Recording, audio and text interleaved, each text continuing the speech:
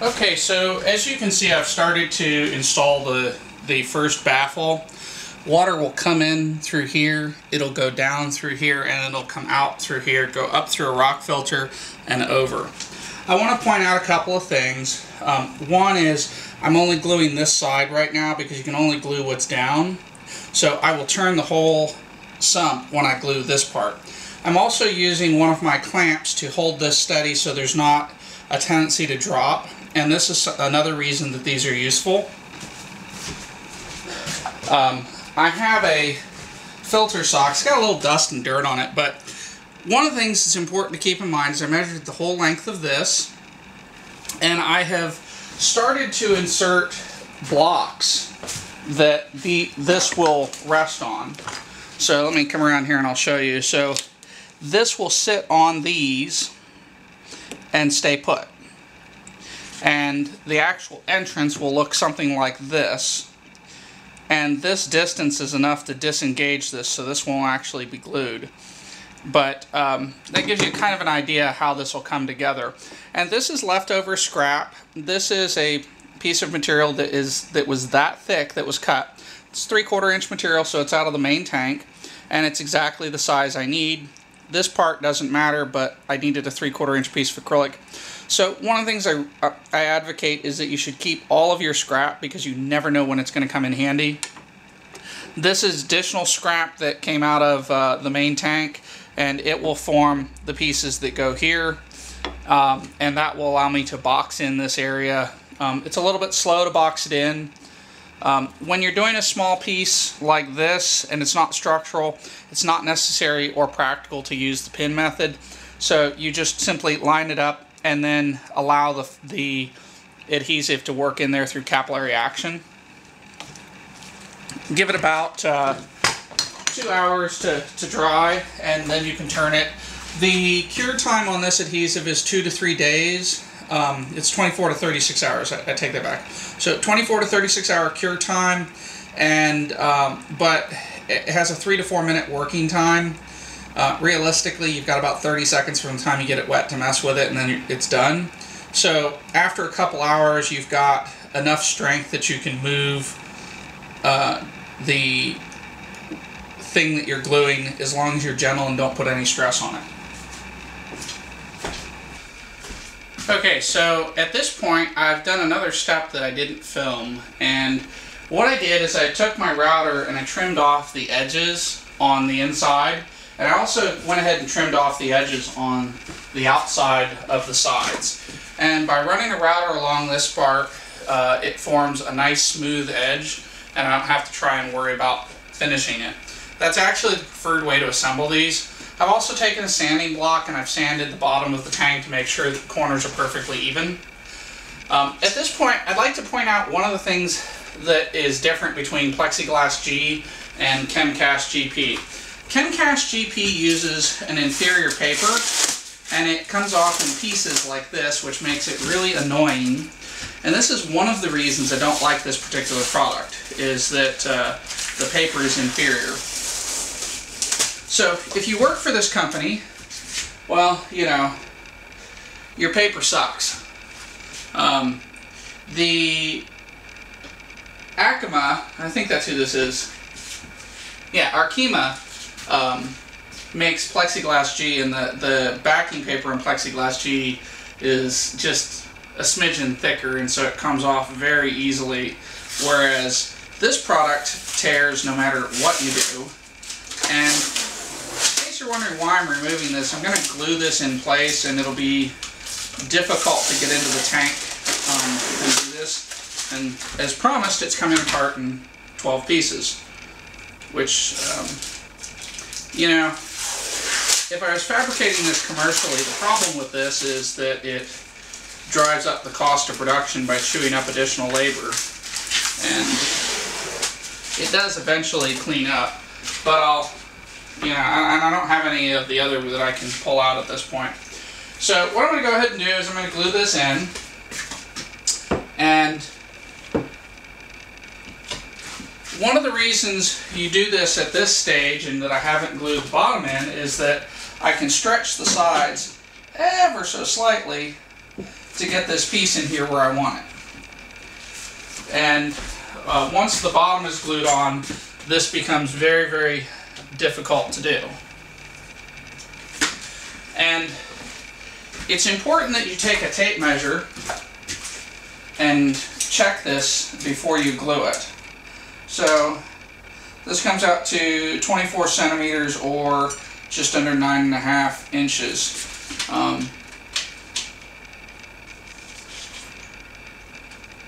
And in this case it needed a fairly decent nudge. So I'll go ahead and set this up, and then I will glue it, and I will put a clamp in here, and I'll also use pins to make sure that this stays where I want it and that I get a good bond. When this has been given some time to dry, I'll come back and I'll glue this, and I'll flip the tank over in order to facilitate that.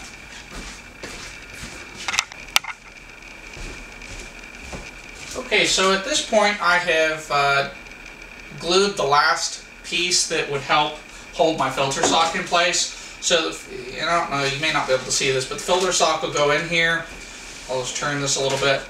And the filter sock will just sit in here. It's held in place by 4 pieces of scrap that I have glued into this area of my sump. You know, it would be nice to have used a solid piece and cut a 6.5 inch round hole. However, it would have used up a expensive piece of acrylic, and it would have been very frustrating to try and fabricate a 6.5 inch circular hole that was perfect. This will work just fine. In fact, it'll work probably better than just fine, and it used up scrap, so it has, what I would like to say, no real cost. The next stage is to glue this joint here, and you probably can't see this on camera, but there is about a 3/16 inch gap, so probably 3.5 millimeters for my viewers who are on the metric system, that has opened up because these sides have bowed just a little bit when the tank's turned to this orientation. So what I'm going to do is I'm going to go ahead and turn the tank this way, which will allow me to glue this spot. I always recommend being an opportunist when you are assembling a tank. So right now I have an excellent opportunity to insert my wires because there's a crack here. So I just put them in, put a little bend in them, and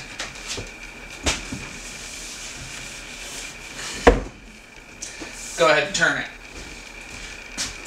At which point I'll double check that everything looks the way I want.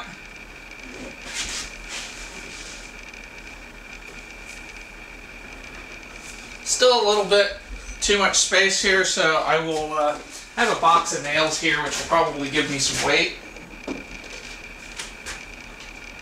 Yep, that'll be perfect when the time comes. So what I'll do is I will glue this, pull my wires, and then I'll add some weight to compress it while it glues. You know, that's one of the really wonderful things about working with acrylic, is that it is somewhat flexible as long as you plan your assembly correctly. If I had glued on the bottom piece here, there would be no flex in the sides. And, you know, it turns out that this piece should have been all one piece. However, it's not, and as a result, there's actually going to wind up being a very, very small gap here. You know, this is a sump. It's very well constructed, and I'm not terribly worried about that. And actually what I'm going to do is fix that by just gluing a very small piece of material at the bottom of this once I glue the bottom on. And I may not even need to do that. If it's a small enough gap, I can probably just fill it with weld-on 16 and maybe thicken that with some acrylic chips. You know, acrylic tanks in general are significantly easier to work with than glass. I've had several glass aquariums, and they all invariably spring a leak because the silicone wears out and there's no chemical bond. Wonderful thing about acrylic is once you weld or glue this to this, the bond is stronger than the material. It isn't coming apart.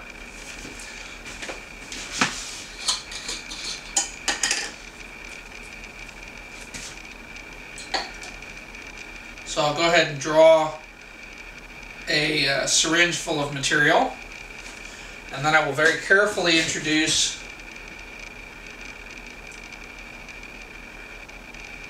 adhesive. What I don't want to do is overfill it and have it run down the side.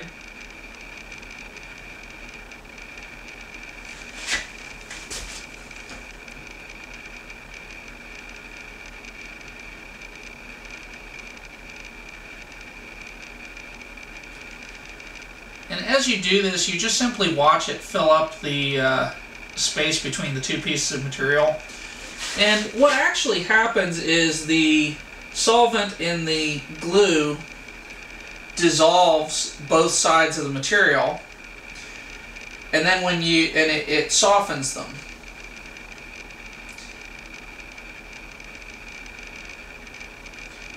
And then so we give it 5 or 10 seconds to soften both sides, then we remove the pieces of wire and we apply a little compression and it pushes them together.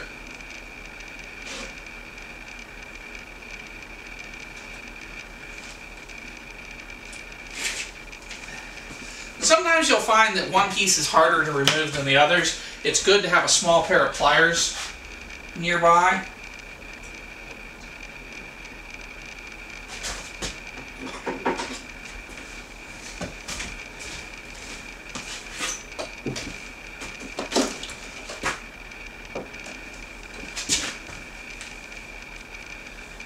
And I'm getting a little bit of spillage, so I'm going to find a paper towel and clean that up.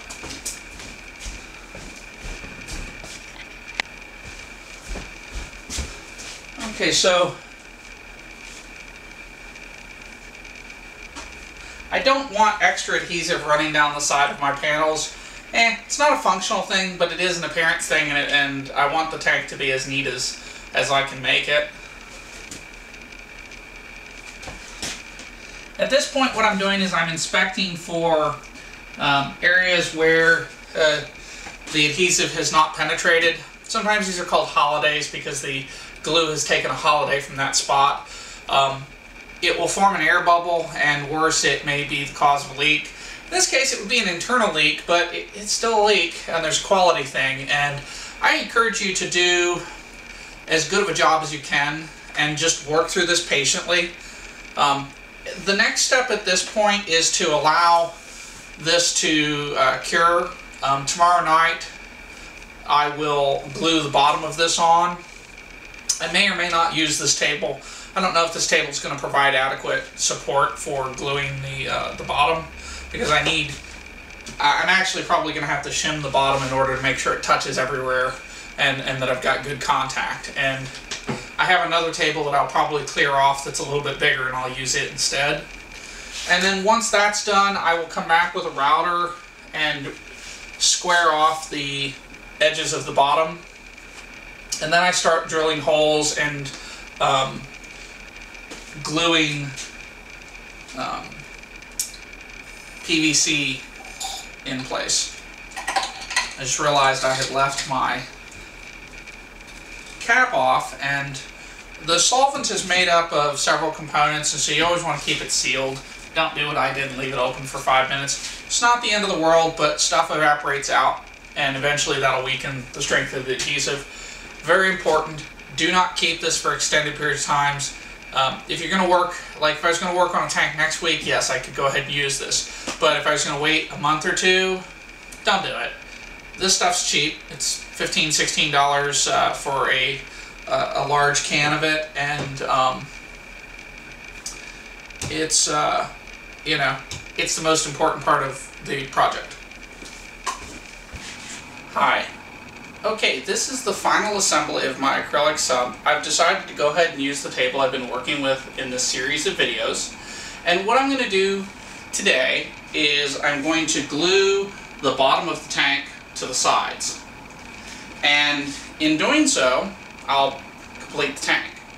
Now, I've placed thin wire pieces around the edges of the tank. I did not do the interior of the tank. I'm not as concerned with if that is absolutely waterproof in the center of the tank. In fact, I don't really care if there's a small leak.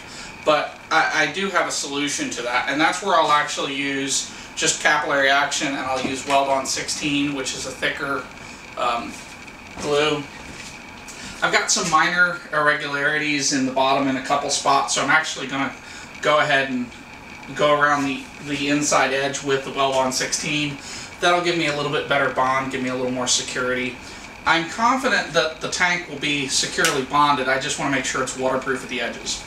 So the first thing that I need to do is vacuum out this, and I'll do that with my shop vac. And a couple of viewers asked if I had a shop vac, which is kind of a silly question, but of course I have a shop vac, and so that's what I'm going to use to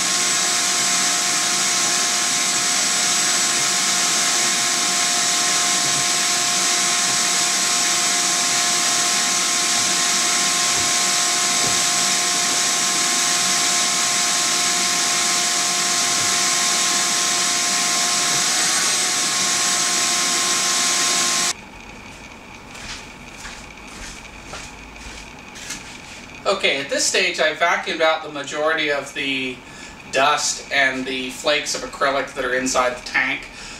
What you don't want is a whole bunch of acrylic flakes down there because it'll just look messy. The glue will melt it. So at this point I'm going to go ahead and draw a syringe full of glue.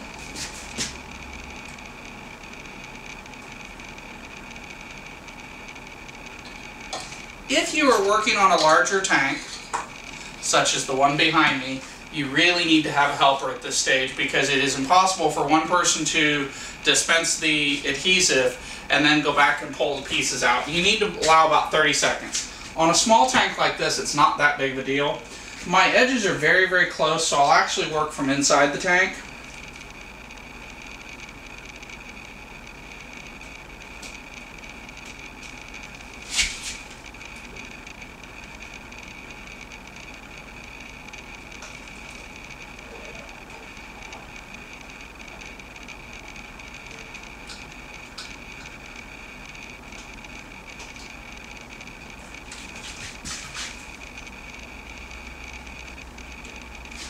And as I've said before, you sometimes may find that the wires are too hard to pull with your hands, in which case it's completely okay to use a pair of pliers.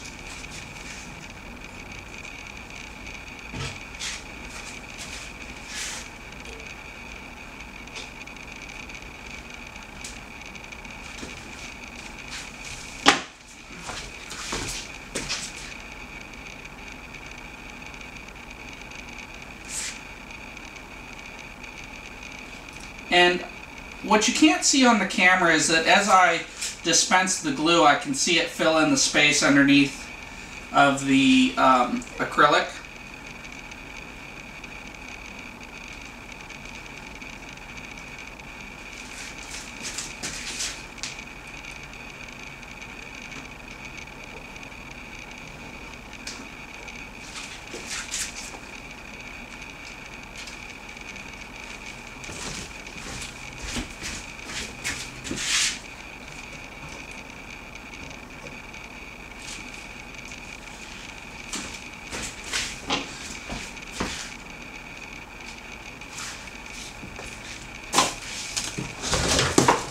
It's important to keep a trash can handy when you're working on an acrylic tank.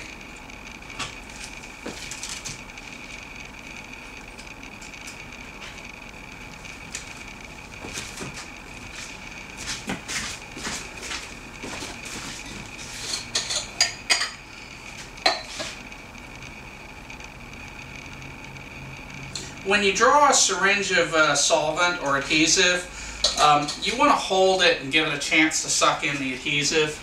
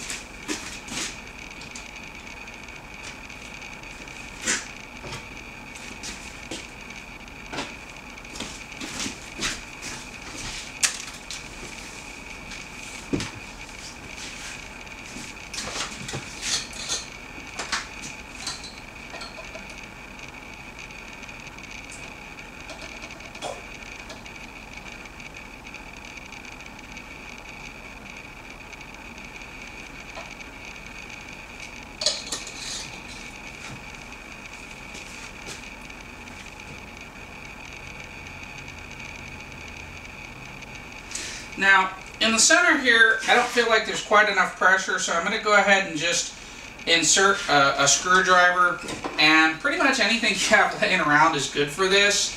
And what I'm doing is just kind of firming up the side of the tank here, because I don't like what I'm seeing.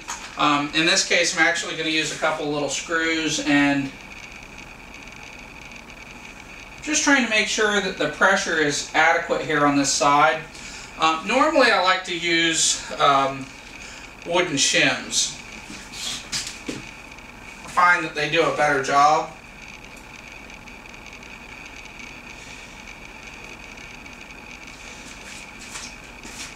And now I'm going to go back and just kind of inspect all of the edges. And all of these look real good. There's a little bubble here. I'm going to see if I can encourage some. Yeah, can't really do anything about it. So there'll be a little bubble on that edge. You know, as I've said before, bubbles really aren't that big of a deal. They are a cosmetic issue, not a structural issue.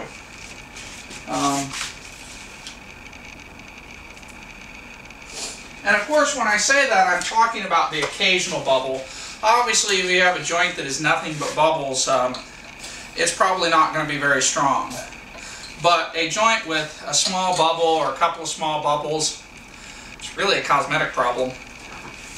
So at this point, because I am not terribly confident in this, I'm going to let this dry for, say, an hour, and then I'm going to come back and I'm going to line the seams with Weld-On 16, which will help to give me a better seal. And the Weld-On 16 is a thicker glue, and it'll just kind of fillet the inside edge. I've had good results doing that. Obviously, I have a 350-gallon tank behind me. Spent a little bit more time on the finish work, and I made sure to get a little bit, you know, this is a good seal. This tank's a little bit better. There are a couple of areas in particular in the interior partitions that I'm not thrilled with, and I'm going to use the Weld-On 16 to sort of address.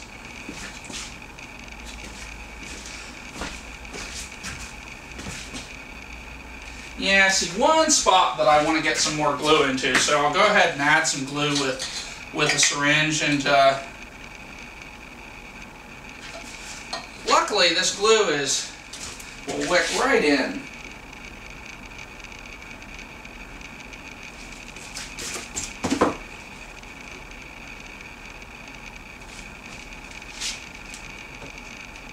Yeah, I'm not liking that spot at all.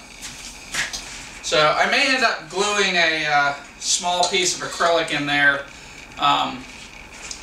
against the edge. I suspect that spot will be problematic. You know, it's internal, so it's just got to be watertight here, but it's not, it won't be at the end of the world. That'll be at the bottom of a rock filter. Okay, and now that I've allowed this some time to dry, I'm going to go ahead and use Weld-On 16 to touch up the inside of the tank.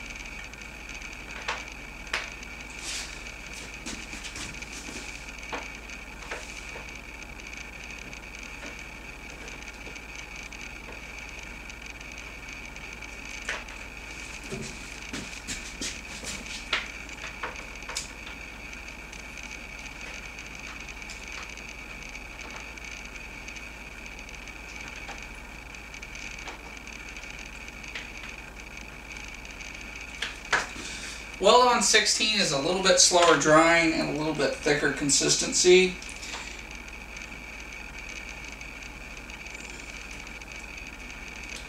It's great for giving you a little bit of extra peace of mind in terms of how secure is my weld.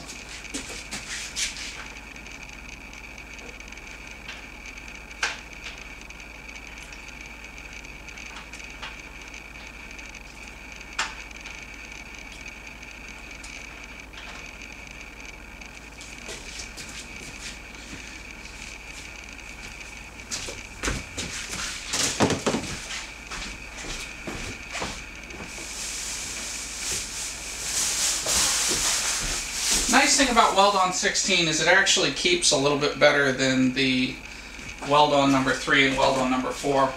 The first tube that I just finished is a tube that I used when I built that tank. I didn't use a whole lot of it, but I still did use some of it here and there.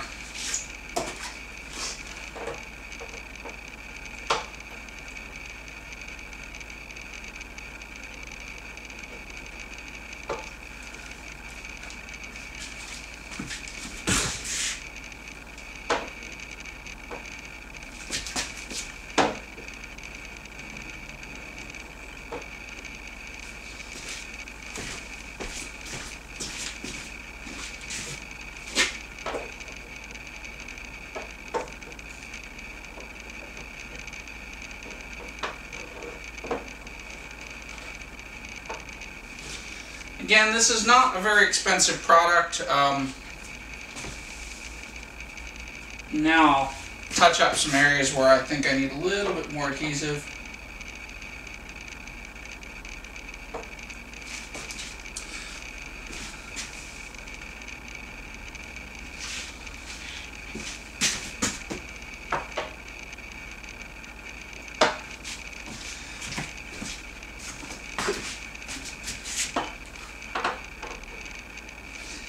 I don't think this was strictly necessary on this tank, except for this one spot here.